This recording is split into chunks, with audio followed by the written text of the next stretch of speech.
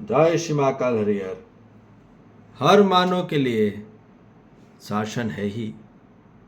शासन इसलिए किया जाता है कि मानव नियम पूर्वक चल सके, न्याय पूर्वक चल सके, धर्म पूर्वक चल सके, सत्य पूर्वक चल सके, उसमें नियंत्रण रहे, उसमें संतुलन रहे। इसलिए शासन रखा जाता है कि एक ऊपर बैठा वाला शासक होगा जो कि शास्त्र पे चलता है। शासन चलता है शास्त्र पे और शास्त्र चलता है स्व अनुशासन जीवन यापन पे, सेल्फ डिसिप्लिन पे। जब हम चलते हैं संपूर्णता रूप में, तब आती है असली प्रेरणा। जहां संपूर्ण मानव अपने उद्देश्य पे चलता है, अपने लक्ष्य पे चलता है, जहां मानव को जीवन का साक्षात्कार हो जाए, असली चैतन्य तत्व परमात्मा का साक्षात्कार, बोध और अनुभव हो जाए, व्यापक का, अस्तित्व का, ईश्वर का जो एक है, तो वो है असली शासन। यह शासन नहीं है। कोई भी प्रदेश का शासन नहीं होता। मध्य प्रदेश शासन, उत्तर प्रदेश शासन, ठीक, कोई भी प्रदेश शासन, महाराष्ट्र शासन नहीं, कोई भी शासन पे बात नहीं होती। शासन होगा तो केवल एक है ना। हम बोल रहे हैं केंद्र सरकार शासन नहीं, ये तो छोटी सी इकाई है। असली शासन किसका है इस पूरे पृथ्वी पे, उस पूरे ब्रह्मांड पे? उस शासन के नियम को हमको जानना होगा, उसके नियंत्रण पूर्वक हमको चलना होगा, उसके संतुलन पूर्वक हमको जानना होगा, जीना होगा, एवं न्याय, धर्म, सत्य और उसमें जो नीति क्रम अनुसार संस्कार होते हैं, सभ्यता होती है, उसमें विधि होती है, उसमें व्यवस्था होती है, उसके अनुसार हमको चलना होता है। और वो तब होगा जब हमारे जीवन में जागृति आ जाती है। तो जागृति आएगी केवल और केवल अनुशासन में चलने से ही। जब हम अनुशासन में चलते हैं, किसके? अस्तित्व के, यूनिवर्सल लॉ पे हम यदि चलते हैं, उसके रूल्स रेगुलेशन को हम प्रॉपरली फॉलो करते हैं,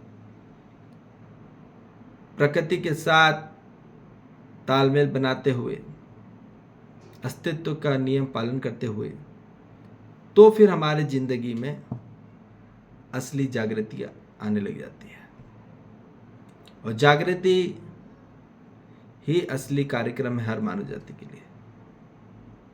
जागृति ही मानव को अपने जीवन में सत्य तक पहुंचाती है, और सत्य पे जीना ही असली शक्ति को प्राप्त करना है, क्योंकि सत्य में ही शक्ति है, सत्य में ही शिव है। इसलिए सत्यम शिवम सुंदरम, ठीक। वो रूप में नहीं है, स्वरूप में है।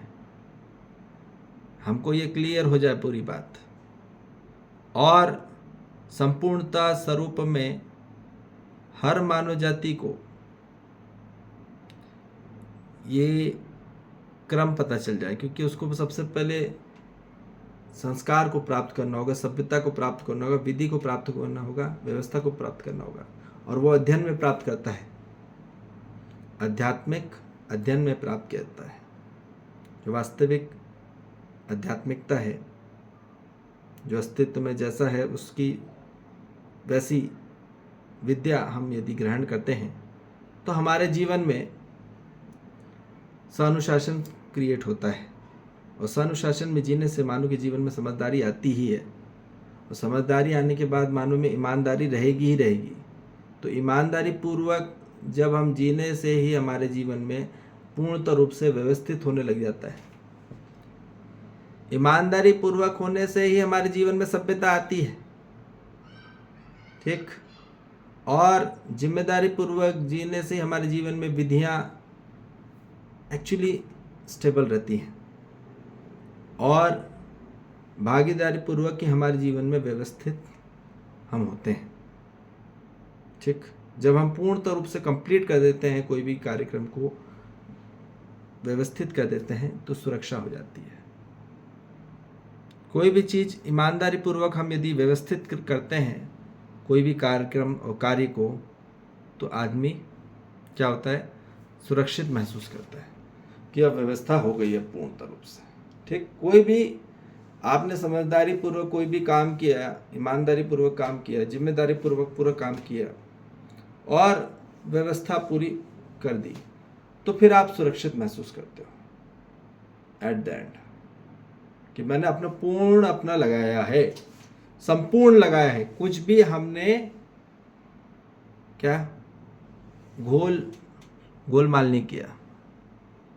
ठीक, कोई भी हमने चोरी नहीं करी, बेईमानी नहीं करी, गैर जिम्मेदारी नहीं निभाई, अभागा नहीं रह गए। हमने अपना संपूर्ण पूरा अपना 100% लगाया। 100% मतलब 100%। तो तब जाके आदमी शांति में रहता है।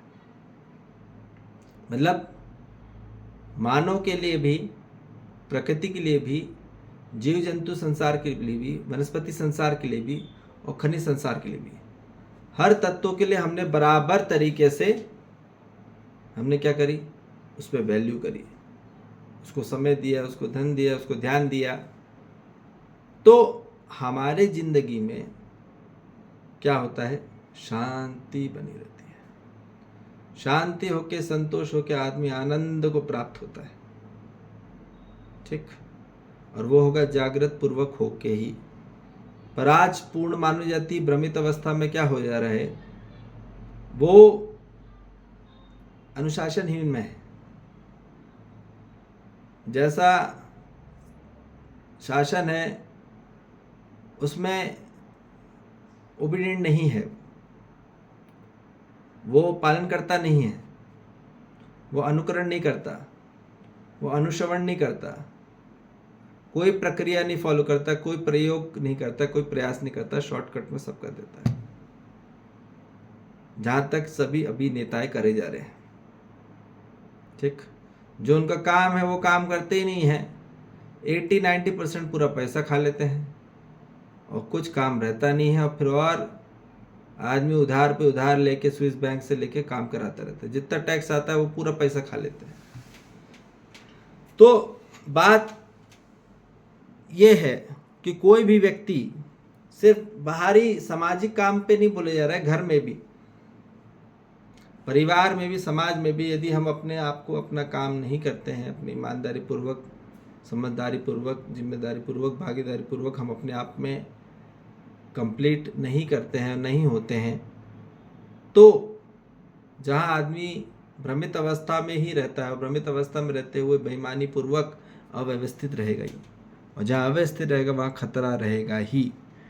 तो याद रख लिए, खतरा उनको हो रहा है, आज बेचैनी उनको हो रही है, आज उनको घुटन उनको हो रही है जिनके जीवन में बेईमानी है, जिनके जीवन में गैर जिम्मेदारी है, कोई जिम्मेदारी नहीं निभा रहे हैं जो निभाना चाहिए एक्चुअली, और पूरी बेईमानी है। अपने आप में झांक कर देखिए। हर मानव को अपने आप में सच्चाई में देखना है।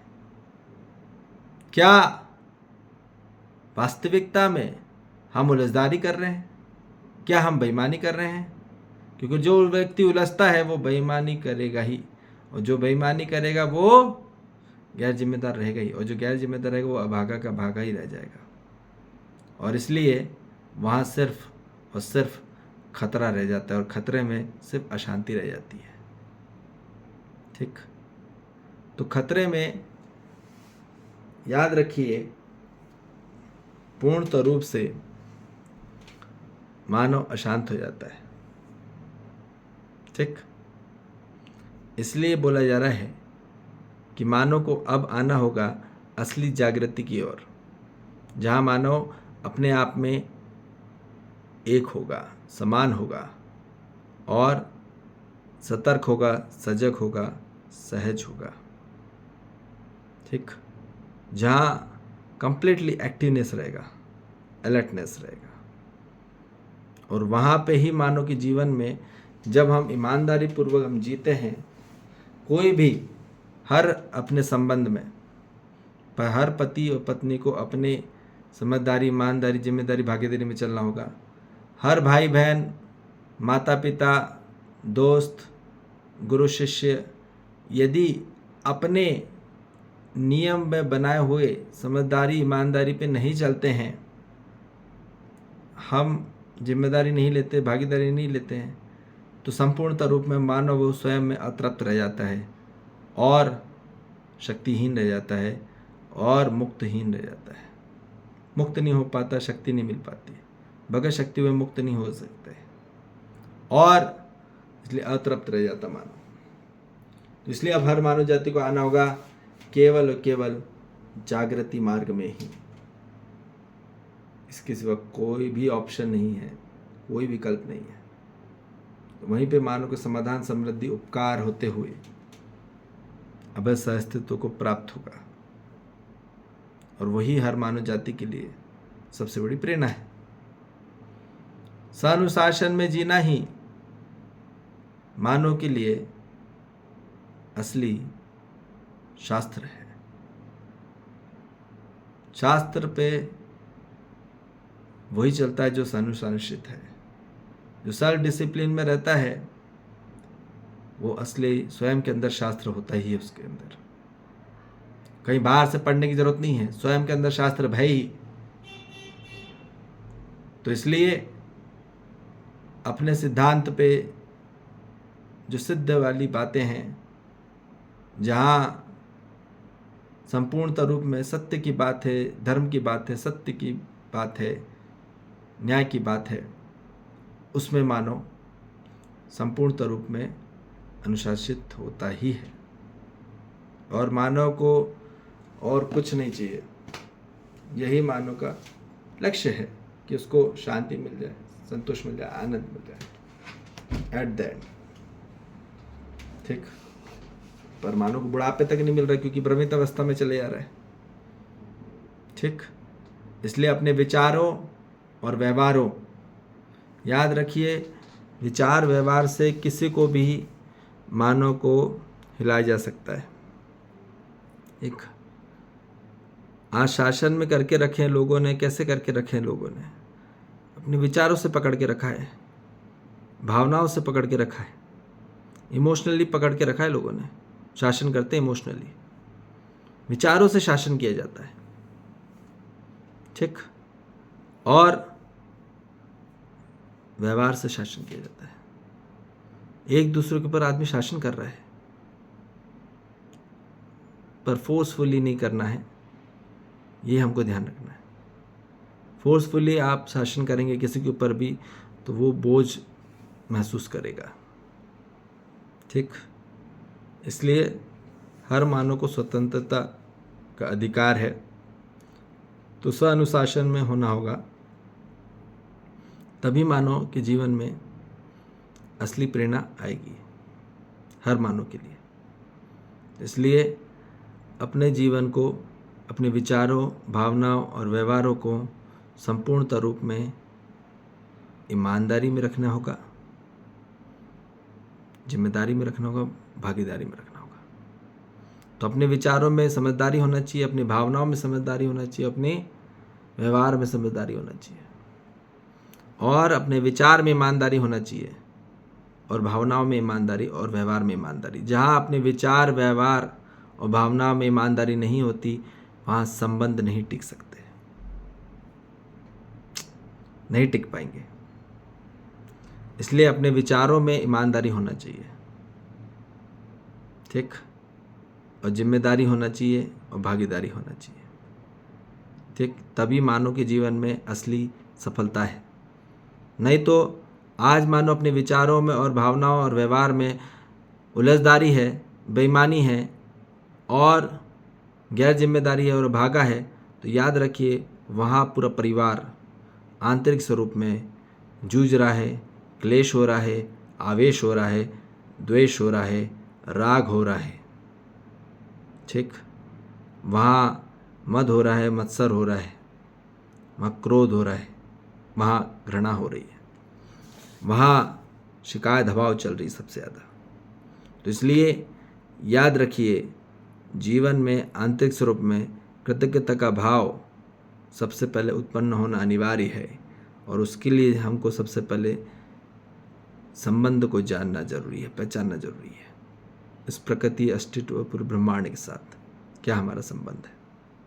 ठीक, तो इसलिए बोला जा रहा है कि अब अपने विचारों की शुद्धि हो, भावनाओं की शुद्धि हो और व्यवहार की शुद्धि हो, और वो होगी असली सत्य विचारों से, सत्य भावनाओं के साथ और सत्य व्यवहार के साथ। मानव यदि अपनी बात रखता है तो आंतरिक स्वरूप में मानव के जीवन में शुद्धिकरण होगा ही। ठीक, इसलिए अब मानव की जो खोज है उस और अपने बढ़िए, सत्य की खोज बढ़ाइए अपने अपने जीवन में। ठीक, तो अपने आप में ईमानदारी होगी और आप अपने आप में शांति में होंगे। ठीक, नहीं तो आदमी बेईमानी कर तो रहा है, अंदर उसको पता है कि मैंने क्या क्या बेईमानी करा। आज लोगों को पता है कि मैंने, हर मानव को पता रहता है कि हमने क्या गलती करी है, कहाँ बेईमानी करी है हर संबंध में। तो इसलिए वहाँ शांत रहता है, कभी भी हो ही नहीं सकता शांत। जिस व्यक्ति ने आंतरिक स्वरूप में मेंटली, साइकोलॉजी, इमोशनली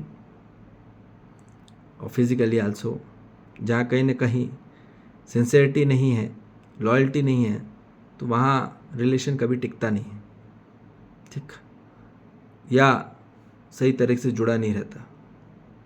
ठीक है, तो इसलिए अब असली जागृति की ओर बढ़िए, अपना कदम बढ़ाइए और अपने जीवन में असली सुख, शांति, संतोष, आनंद को प्राप्त होइए, और यही चाहिए हर मानव को।